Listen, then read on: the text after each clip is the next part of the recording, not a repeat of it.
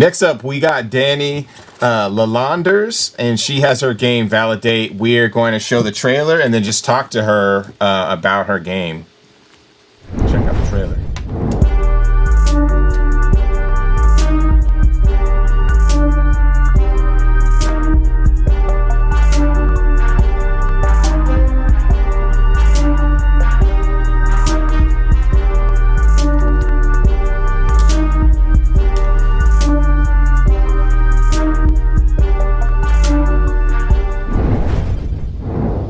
That was a quick trailer for ValiDate. We have Dani on the line. How's it going?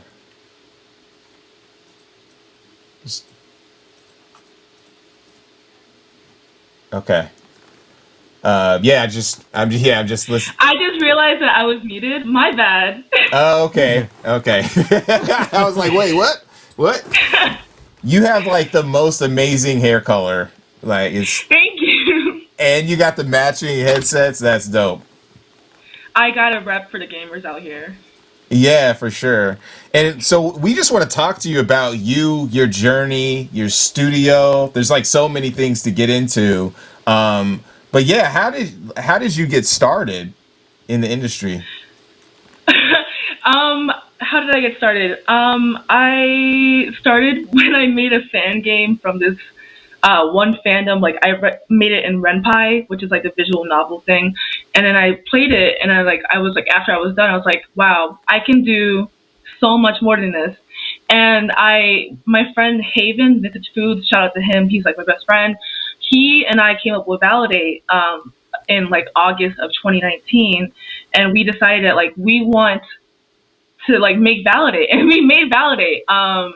It took a while. We officially like launched our game in February of 2020 during the middle of the pandemic, and then our demo came out.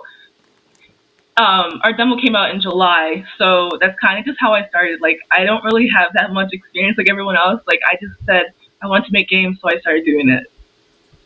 That's super awesome. So, as a woman of color in this industry, what would you tell other women of color to want to get into the industry, specifically?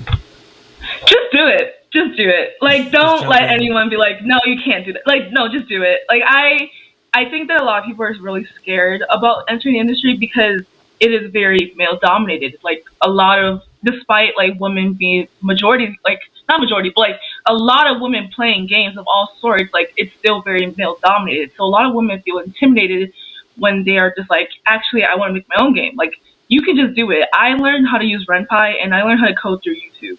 Like, I have no code experience. I don't even know what JavaScript is. Like, I just learned from tutorials.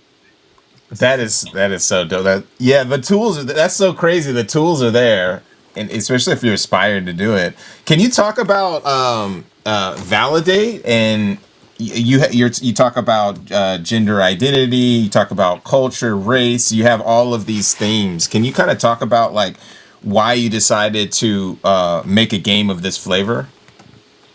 Because there's no game like this. I love realistic media. Like, I love me a good love story that's like realistic. And like rom-coms are like my favorite kind of game. My favorite genre of like movies. So I was just like, how about we make a rom-com but with all people of color? Because most rom-coms are full of white people, and like that's for certain people, not for me, but it's for certain people. And like I was just like, I want to see myself and my friends and like the people of color who are my friends in dating situations, and that's kind of why I made ValiDate. Like, I was just like, I'm gonna just beat up my own change. That's super cool. Can you describe the game? Kind of go into how the game mechanics work and everything. Yeah, of course. So ValiDate is a visual novel / RPG. You play as one of our characters, and you try to date another one of our characters.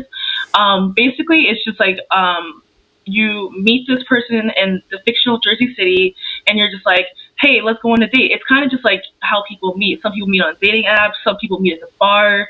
Some people even meet at a Popeyes. We say Popeyes because we don't want to get sued. Yeah, we don't want to get sued. Or something? Yeah, the BVS. Yeah, BVS. It's like PUS instead of UPS. Like, we we like don't want to get sued by anyone, so we just had to change it up a little. And like we just decided that like we want people to like people of color to just to have normal dating situations in like your everyday life. It's like every time you see romance, it's typically white people, and it's typically like just like only focus on them. Like, what about us? Like, what about our stories? Why can't we tell them? So, like, ValiDate is telling those stories. It's telling the stories about sexuality, gender, even some childhood trauma, like living with immigrant parents, like things like that. Awesome. That's interesting. That's really interesting. Now, it seems like the sort of the gameplay. So you're sort of doing a graphic novel. You got sort of these elements of like you're using the dating app. You're interacting with people, and you're like, how did you sort of craft the stories for the characters in the game? Is it based on like, previous relationships, friends, things of that nature? So all of the characters were myself and Havens, like there are ROCs, which stands for original characters. And then, so our team is very big. We have a team of 17, which is very big for an indie game, especially since it's our first indie game. Yeah, it's really big. I love my team. I literally can't complain. Like everyone on our team is awesome. But we have 7 writers, including myself. So I gave our characters to these writers, and I said, here is this character. You will give them personality. You will say their backstory. A lot of these characters are actually based off people I know in real life. Like Issa is based off one of my best friends I grew up with, and like she's a theater nerd. She's just always singing. Like she would never stop singing. She loves bad musicals like Hamilton. Like she's just one of those people. And then like Malik was based off one of my friends' ex-boyfriends. Like he's nothing. He has 2 baby mamas. He doesn't care for his kids. Like we wanted to make these characters as realistic as possible because we want realism. Like we as people of color deserve realism in our fictional media. That totally makes sense. Can you talk a little bit about some of your inspirations as far as like games and game development in general? My biggest inspiration for this game is Ace Attorney. Wow. You dug deep with that one. Ace Attorney is dope. You know what I mean? I love Ace Attorney. It's literally my biggest inspiration. I played Ace Attorney during over quarantine, and I was just like, I have to make a game like this. And then I did. And like obviously cool. It's not like it's not a court history, like a court case stuff. Like it's realistic, but like I was like, these are things that people love about Ace Attorney, and I will put that in my own game. Also, like other visual novels like Butterfly Soup, and like just a few other visual novels like Love Shore was one of our biggest inspirations, and so was a few other visual novels. It's just like I just took my inspiration from other visual novels, and I'm just like, I love how you guys did this. Let me do it myself. What were some of the biggest? Because we talked about some of the things that you've been dealing with to try to get funding and publishing and that kind of thing. Can you talk a little bit about like some of your biggest hurdles that you've come across while developing the game? So, God, I love talking about this because I love being messy. Did I set it off?